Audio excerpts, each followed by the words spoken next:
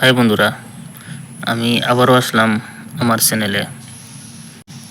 American মানুষ বা বিদেশি মানুষ ওরা কি জানে যে ইংরেজি ভাষার বহু শব্দ আমাদের ইন্ডিয়ান সংস্কৃত ভাষা থেকে ওরা নিয়েছে। যেমন লোকার থেকে ওরা বানাইছে ইংরেজি শব্দ লোকেশন।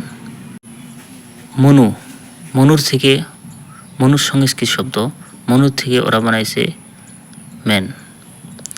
পিতৃ অথবা পিতর, এটা সংস্কৃত শব্দ, এর থেকে বানাইছে ফাদার।